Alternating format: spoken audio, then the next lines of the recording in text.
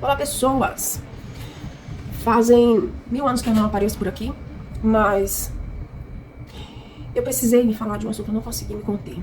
Eu preciso falar sobre a golpista brasileira na Irlanda, que disse que tinha câncer em estágio 4 e precisava fazer um transplante de medula óssea. Esse vídeo vai ter alguns cortes estranhos, porque de vez em quando eu vou ter que parar pra tossir. É isso. Eu assisti alguns reacts. Assisti o react do Ismael e assisti o react do Brino junto com o Gianluca. E eu fiquei bastante surpresa com o quanto as pessoas não sabem absolutamente nada sobre o assunto. Então por isso eu vou responder esses reacts. Vou responder o Gianluca mais uma vez uma pergunta que ele não fez, né, Jean? Desculpa aí. Eu comecei a assistir o vídeo, especificamente o vídeo do Gianluca com o Brino, e eu fiquei muito irritada com a falta de conhecimento. E depois eu acalmei e assisti ele todo, porque eu acho as reações deles ótimas, eu gosto muito de assistir, e porque eu queria ouvir tudo. Então eu fiquei um pouco irritada e também achei engraçado, é isso. E aí eu fiz algumas anotações pra falar sobre algumas coisas que, se as pessoas soubessem, esse golpe não teria ido pra frente. Inclusive, eu acho uma pena eu não ter sabido dessa notícia antes, quando ela ainda estava fazendo os pedidos, porque assim, as falas dela são muito erradas. A falta de conhecimento dela do golpe que ela estava dando é flagrante. Não vou falar o nome dela, não acho que ela mereça. E nem vou mostrar nenhum podcast que ela participou, porque tá muito trabalho pra editar o vídeo, vai ficar muito longo. Então, não vai ter. Vai ser só eu falando aqui mesmo. E aí vamos começar assim com o mais básico do básico, que é o que é a medula, que Jean e Brino não conseguiram chegar a um acordo sobre isso. A gente tem duas medulas. Tem a medula óssea e tem a medula espinhal. Essa medula que faz transplante é a medula óssea, a medula que fica dentro dos ossos e que produz as células sanguíneas. A medula espinhal é uma estrutura de um feixe de nervos que passa pela sua coluna e faz conexões no seu corpo, inclusive conexões com o cérebro para poder fazer os movimentos do corpo. Se você romper de alguma forma a sua medula espinhal, dependendo de que altura ela for rompida, você pode ficar paraplégico, tetraplégico e outras coisas assim. Então, não é essa medula. A medula óssea você pode doar quantas vezes você quiser, porque ela se regenera num período de aproximadamente 15 dias após a doação. Mas a gente não doa quando quer, porque a compatibilidade entre pessoas é muito baixa. É de 1 para cada 100 mil. A cada 100 mil pessoas, uma pessoa pode ser a gêmea de medula que você precisa. Às vezes, a dificuldade é maior se for, por exemplo, uma etnia muito fechada, que tem poucas pessoas com aquele DNA que foi espalhado. Então você tem menos ainda a quantidade de pessoas para conseguir doação, é mais difícil. Então você não vai provavelmente doar muitas vezes. Se você conseguir doar uma vez, já vai ser ótimo. Porque às vezes você faz o cadastro e você nunca doa. Por quê? Porque o seu gêmeo de medula não está doente. Não tem nada que precise para precisar da sua medula. O seu gêmeo de medula já teve uma doença relacionada e aí o caso se desenrolou sem a sua medula mesmo, ou sarou, ou morreu, tanto faz, não sei, depende, whatever. Ou o seu gêmeo de medula já está morto. Já está morto do tipo assim, não porque ele teve uma doença da medula óssea. Morreu porque morreu num acidente de carro, morreu, levou um tiro, foi assaltado, caiu da escada, alguma coisa assim. A pessoa não existe mais. E, portanto, você não vai ser compatível com ninguém durante muito tempo. E pode acontecer também de você ser compatível e o processo não ir pra frente, como aconteceu com a minha cunhada. Ela recebeu uma mensagem dizendo que ela era compatível, perguntando se ela queria fazer a doação. E ela respondeu afirmativamente, mas nunca mais entraram em contato com ela. A gente presume que essa pessoa, esse paciente, morreu das complicações da doença antes que o transplante pudesse ser feito. Mas a gente não sabe, porque informações de saúde são informações confidenciais. Então elas não podem ser divulgadas para pessoas aleatórias, somente para o paciente e para sua família, se ele liberar. Se ele falar assim, não quero que conta pro meu pai, não quero que conta pro meu mãe, o médico não pode contar. Pausa para tosse. Então, o que você tem que fazer para ser um doador de medula óssea? Você precisa ir até o hemocentro mais próximo da sua casa. Obviamente eu estou falando do Brasil aqui, não estou falando da Irlanda, tá? Eu não sei qual que é o procedimento lá, mas deve ser muito similar. Então você vai no hemocentro e você fala que você quer se cadastrar para ser doador de medula óssea. Você tem que ter entre 18 e 35 anos e estar em um bom estado de saúde. Por exemplo, eu estou aqui morrendo de sinusite. Se eu pudesse ser uma doadora, eu não poderia ir agora fazer isso. Porque vai ser coletada uma amostra de 5 ml de sangue. E é esse sangue que vai ser feito os exames de compatibilidade. E todos os outros exames para examinar se o seu sangue tá bom, se você não tem nenhuma doença específica e tal. Igual quando faz doação de sangue. E esses dados serão registrados no REDOME, que é o Registro de Doadores de Medula Óssea, onde vão ficar guardados fazendo conferência cruzada com o banco de receptores. E apresentar o CPF e RG para provar que você é você mesmo. E é só isso que você precisa para se tornar um doador de sangue. Um doador de medula óssea. Não tem nada a ver essa história de, não pode ter feito tatuagem nos últimos 30 dias, porque não pode ter bebido nos últimos 30 dias, porque o tipo de sangue precisa ser igual. Nada disso existe nesse processo. qualquer preparação que você tenha que fazer vai ser feita nos dias anteriores à coleta da medula. Você já vai estar em outro lugar desse processo de doação. Você já passou pela compatibilidade, fez outros exames aprofundados, já viu se você não está com nenhum problema. Às vezes você não pode doar porque está grávida, já aconteceu, a doadora fez a coleta de exame para fazer os exames e ela estava grávida, então ela não podia doar. Então isso são coisas que acontecem. Mas não tem nada a ver antes, para fazer o cadastro, nada a ver. Outra coisa interessante, o tipo sanguíneo não interessa. Porque o seu tipo sanguíneo vai ser o tipo sanguíneo do doador. Seu sangue vai ser todo substituído por um sangue que tem o mesmo DNA do doador. Porque a sua medula vai ser exterminada antes de você fazer o transplante de medula óssea. Então o seu tipo de sangue não importa. No meu caso, a minha doadora tinha o mesmo tipo de sangue que o meu. Então eu continuo tendo o sangue O positivo. Mas se ela tivesse um outro tipo de sangue, o meu sangue seria o sangue dela. Porque, por exemplo, se eu fizer um teste de DNA com a minha filha, usando suave bocal, eu vou ser mãe dela, porque os meus tecidos têm meu DNA. Mas se eu fizer esse mesmo exame com sangue, eu não vou ser mãe dela. Não vou ser mãe dela, porque o sangue não é o meu. Eu acho que isso pode dar errado de várias formas, eu não devia ter falado isso. E aí, ok. Uma coisa interessante que eu vi no podcast é que o banco de coleta de sangue da Irlanda se manifestou dizendo que as informações que elas estavam dando, ela e a amiga que estavam participando do podcast, eram inconsistentes. E aí elas vieram com uma história de que, não, é porque é no caso dela, porque é isso, porque é aquilo, que o médico falou, que o médico não falou, não sei o que, não sei o que, não sei o que. Gente, se uma instituição se pronunciou, uma instituição especializada no assunto se pronunciou, é nessa instituição que você tem que acreditar, não é na pessoa que tá falando que vai morrer, mas que não sabe qual é o nome da doença que ela tem. Que foi uma coisa que uma médica perguntou no podcast, qual que era o câncer que ela tinha, porque câncer não é diagnóstico. Existem muitos tipos de câncer, e os tratamentos são os mais variados possíveis. Como, por exemplo, ela disse que teve um câncer no intestino e aí fez uma cirurgia. Verdade, se ela tivesse um câncer no intestino, ela teria feito uma cirurgia, e aí teria feito quimioterapia, e aí teria feito radioterapia se fosse necessário. Quando você faz quimioterapia, seus cabelos caem. Mas não é só o seu cabelo. Todos os pelos do seu corpo caem. Você fica sem cabelo e você fica sem sobrancelha. Foi uma coisa que me incomodou muito, porque você fica sem expressão. A queda do cabelo não me incomodou. A queda da sobrancelha me incomodou bastante. Porque a sua cara fica muito estranha. E aí a médica perguntou qual que era o câncer e ela disse... Tentou falar um nome qualquer, a amiga dela tentou falar um nome qualquer e ela não sabia. Se você vai morrer de uma doença, você sabe qual é a doença que você tem. Você sabe. Não adianta falar que não. Você tá contando os dias pra morrer. D-47, D-30, D-15. Eu vou morrer dessa doença, mas eu não sei o nome dela. Não existe isso. Quem é que não sabe explicar o nome ou a forma da doença que tem? Pessoas que não tiveram acesso à educação. Pessoas que são iletradas.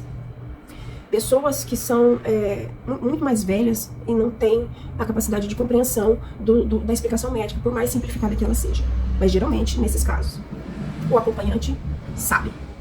Mesmo que a pessoa, a não ser que o acompanhante seja, já aconteceu de ter pessoas que vieram de lugares assim, muito afastados. Não teve uma que eu soube do caso dela, que ela era de uma comunidade de pesca de caranguejo. Sabe aquelas pessoas que pegam o caranguejo na lama? E a comunidade era muito fechada. Pouquíssima educação, então a pessoa não sabe o direito que tem, não sabe os direitos que tem, não sabe a doença que tem, não sabe como ela funciona, então é muito difícil. E pessoas também que têm algum tipo de prejuízo cognitivo, por algum transtorno, por alguma doença, e aí elas não conseguem entender. Para isso se tem acompanhantes. Outra coisa que elas falaram é sobre o transplante, um tipo de transplante. Porque ela vai receber transplante da medula amarela. Eu confesso que eu não sabia o que era medula amarela e medula vermelha. Mas demorou 5 segundos, demorou o tempo de digitar no Google, medula amarela. E aí apareceu essa definição aqui, ó. É um tecido mole que preenche as cavidades dos ossos e é composta principalmente por células adiposas. Células adiposas são células de gordura. E a medula amarela não produz células sanguíneas, ou seja, não serve para nada em termos de transplante. Então é um transplante de medula óssea. Que na verdade não é exatamente a medula. São as células mãe da medula, que são chamadas células tronco hematopoéticas, que são retiradas do doador e colocadas no receptor para que elas possam gerar a medula, que vai gerar as células sanguíneas. Obviamente não se fala muito disso, porque como as pessoas não sabem nem mesmo o que é a medula óssea, não tem como você falar células tronco hematopoéticas. Ninguém vai entender o que você está falando. Mas é isso que a gente recebe. Acho que eu não expliquei no começo do vídeo, porque eu esqueci, mas eu sou transplantada de medula óssea, tá? Eu tô falando, assim, das próprias experiências e conhecimentos que eu adquiri nesse período sendo uma doente profissional. Essa contagem regressiva, ela não funciona dessa forma. Você tem uma contagem regressiva a partir do momento que você interna. Geralmente, você tem a quantidade de dias do protocolo de condicionamento que você faz. O meu tinha 10 dias, então eu comecei a contagem no D menos 10. Mas não para achar um doador. Já tinha achado doador, a medula já estava no hospital e tudo mais. Era um processo de condicionamento. É uma quimioterapia que é uma bomba destrutiva que é jogada no seu corpo. E ela vai exterminar a sua medula óssea. E algumas outras coisas suas no processo. Para que a sua medula óssea não volte a funcionar. Porque se ela voltar a funcionar, pode acontecer da doença de base voltar junto com ela. Então você está naqueles 10 dias fazendo essa quimioterapia e você está sem imunidade, totalmente. Porque não tem medula produzindo as células do seu sangue. Você não tem plaqueta, você não tem plasma, você não tem nada. Você está recebendo sangue, recebendo plaqueta através de transfusão para se manter. Então você não vai estar saindo. No vídeo do Ismael, ele até fala assim, que não é porque a pessoa está doente que ela não pode sair, não pode beber. Isso é um pouco de verdade e um pouco de confusão. Porque a pessoa, quando ela tá numa alta, por exemplo, se eu tinha leucemia, fiz quimioterapia, eu dava uma derrubada. Imunidade, eu como pessoa ficava derrubada. Mas aí, antes da próxima quimioterapia, isso tudo tem que passar. Sua medula tem que voltar a funcionar, você tem que estar bem pra outra quimioterapia poder te deixar ruim de novo. Então, nesse período que você tá bem, você tem algumas liberdades. Você pode sair, você pode participar de algumas coisas. Obviamente não numa boate, mas tudo bem. Aconteceu comigo, eu participei de uma confraternização de uma ONG e a foto que eu tirei lá eu usei para ilustrar uma reportagem que foi feita no período que eu estava arrecadando dinheiro para o transplante. E algumas pessoas, mas uma pessoa em específico me esculhambou dizendo que eu não estava doente, porque eu estava muito arrumada e estava maquiada. Gente, eu estava doente. É isso. A pessoa não precisa estar assim, destruída, acabada, derrubada para você acreditar que ela está doente. Eu estou doente nesse momento. Eu tenho várias sequelas crônicas do transplante da quimioterapia. E eu estou com a sinusite lascada. Já faz um mês que eu estou doente. Mas se a pessoa olha pra minha cara, ela não sabe que eu estou doente. Minha cara tá feia? Tá. Mas é porque ela é feia assim desde que eu nasci. Não é porque eu tô doente. Então não é assim que a gente julga as pessoas. Mas aí eu vou explicar como que funciona, então, o processo do transplante. Pra você entender como que nada do que estava acontecendo com ela condiz com as condições de um receptor de medula óssea. Você está doente, você precisa de um transplante de medula óssea, você encontrou um doador. Ótimo. Agora o que acontece?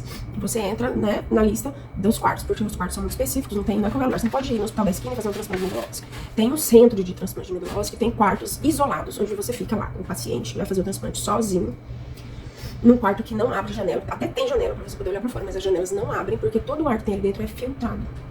As pessoas que entram ali dentro e têm contato com você, que são os médicos e as enfermeiras e o seu visitante, que é o seu acompanhante, mais ninguém, entram lá dentro paramentados. Touca, máscara, roupa, luva e tocam em você o mínimo possível. Entra no quarto o mínimo possível. Existe uma janelinha de vidro na porta, que é mais ou menos o tamanho de um celular. E as enfermeiras olham você. E lá pra ver como é que você tá, se você precisa de algum atendimento. Ou elas entram se você chamar. Porque às vezes você precisa chamar, por exemplo, se você derrubar uma coisa no chão, você não pode pegar aquela coisa do chão, porque aquela coisa está infectada. Ainda que o quarto tenha sido limpo todos os dias. Você toca a campainha, a enfermeira vem, ela entra, faz toda a paramentação dos negócios da touca, da luva, entra, pega aquele objeto que você deixou cair, higieniza ele com álcool e aí entrega de volta pra você. É tudo esse rolê se um negócio cair na sua mão. Depois que você sai do transplante, isso continua. Então você fica ali, fazendo seu protocolo de quimioterapia, fica totalmente sem imunidade, e no dia zero, no D0, você recebe a infusão de medula. Infusão de medula. Tá? Vamos esclarecer aqui que transplante de medula óssea não é uma cirurgia. Não há uma maneira de abrir os ossos de uma pessoa, tirar toda a medula estragada, colocar uma medula nova e aí fechar o osso com super bonder para poder começar de novo. Não é isso que acontece. Você tem um catéter que vai na sua artéria, onde você vai receber essas células mãe e elas sozinhas vão migrar até os seus ossos e se instalar lá para começar a produzir para produzir a nova medula, que vai produzir as suas novas células sanguíneas. Quando isso acontece, é chamado dia da pega da medula. A partir do momento da pega da medula, provavelmente você vai ter alta, mas você vai voltar ao hospital todos os dias para fazer medicações. É o chamado hospital dia, no ambulatório. É como se você estivesse internado, porque você vai todos os dias tomar medicação. E aí tem várias restrições. Depois que você faz o transplante de medula óssea, você não vai pra balada, você não bebe, você tá tomando medicamentos super fortes. Medicamento contra rejeição, medicamento contra infecções bacterianas, virais ou qualquer outro tipo. Então tem vários remédios que você toma para não ficar doente, como profiláticos. Você não come em qualquer lugar, você não sai, você não recebe visitas de muitas pessoas. Você recebe visita, você pode conviver com as pessoas que já eram do seu convívio na sua família, as pessoas da sua casa. Pessoas, animais não pode. Pessoas vacinadas não pode. Criança que tomou vacina da polio, que é um vírus ativo, de jeito nenhum que você chegar perto de você vai ter polio. Então, pode visitar pessoas em bom estado de saúde, no máximo 4. Elas vão entrar no ambiente onde você está de máscara, você vai estar de máscara e elas não podem encostar em você. Quando você começa a poder sair, você sai de máscara e as pessoas ainda não podem encostar em você. Vai cumprimentar? Oi. Nada de pegar na mão, nada de abraçar, isso não existe, nada de toque. E você não pode pegar sol, porque o sol desencadeia uma doença chamada DASH, que é a doença do hospedeiro doença do enxerto contra o hospedeiro, que quer dizer que o seu sistema imunológico começa a não reconhecer os seus tecidos e ataca eles. Eu não peguei sol e ainda assim tive DASH. Acontece bastante. Isso significa que a sua medula não está funcionando, mas você tem que controlar a sua imunidade para que ela não derrube você. Ok? Então, assim, pensando em tudo isso, não existe possibilidade da pessoa que vai fazer o transplante estar naquela situação que ela estava. Né? Ela estava internada, ela fez uma cirurgia e teve alta no mesmo dia, era uma cirurgia de alta complexidade, ela nunca teria tido alta no mesmo dia daquela cirurgia que ela supostamente fez. Ela não teria tido alta enquanto ela não tivesse recuperado o movimento das pernas. Ah, isso foi um erro médico. Pode ter sido. Nesse caso, ela poderia ter tido alta sem condições. Mas não aconteceu, né? Então não é. E, sinceramente, ela devia ter voltado para o Brasil, porque o transplante aqui é um procedimento de alta complexidade. Ela teria feito pelo SUS, porque o transplante que é feito pelo SUS, ele é gratuito. Nossa, eu tô falando muito enrolado, desculpa, porque eu não tô bem. Então ela disse que não voltou por causa da questão da compatibilidade. Não faz diferença. Tem os cadastros aqui do Brasil, tem os cadastros internacionais, todos eles são pesquisados quando você vai fazer o transplante. Então, independente de quem fosse o doador dela, ele seria encontrado, ela estando no Brasil ou estando na Irlanda. E estando no Brasil, ela não teria custos para fazer o transplante. Teria custos para outras coisas, como por exemplo, eu tive para morar em Curitiba enquanto estava fazendo o transplante, porque eu moro em Cuiabá. Então, quando eu fui para lá, eu precisei de dinheiro para muitas coisas específicas. E para muitas coisas específicas do pós-transplante também, como por exemplo, a sua roupa tem que ser lavada separada da roupa de outras pessoas, o seu sabão em pó, o seu amaciante tem que ser de criança, porque são mais delicados. A sua roupa tem que ser passada do direito e do avesso antes de você vestir. Você não pode repetir roupas, tipo, eu tô com essa camiseta, eu não posso repetir ela por mais dias. Inclusive, falando nessa camiseta, gente, eu vou mostrar uma coisa pra vocês. Olha só, eu sou o meu próprio anjo e o meu próprio demônio.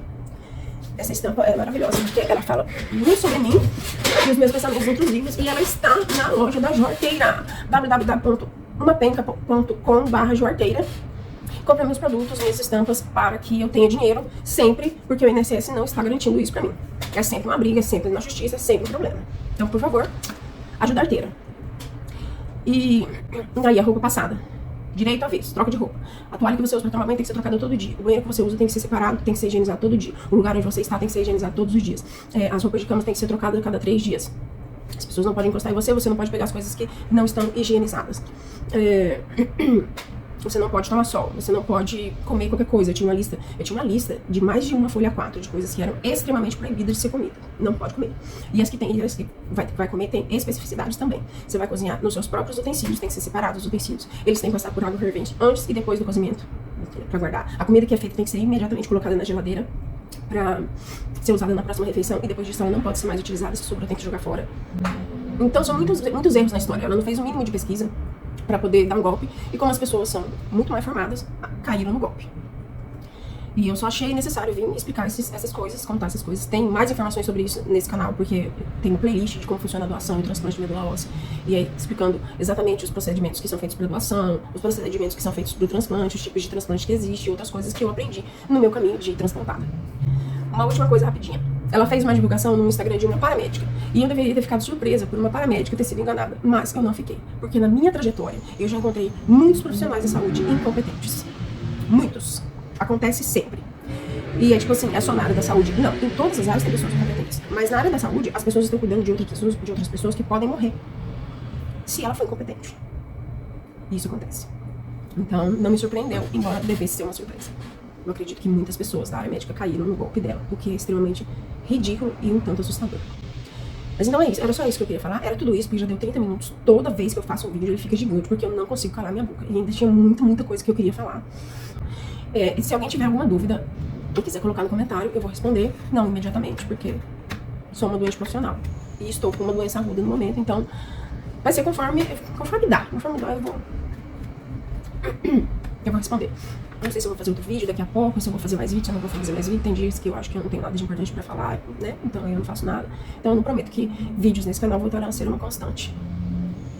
Mas é isso. Se você teve paciência de me ouvir até agora, coloca aí no comentário #golpista, só pra saber que você assistiu o vídeo todo. Muito obrigada, desculpa a voz fanha, desculpa as paradas pra tosse. E é isso, obrigada por ter assistido e vamos todos ficar atentos. para não cair em golpes de pessoas de caráter duvidoso. Tchau, pessoas.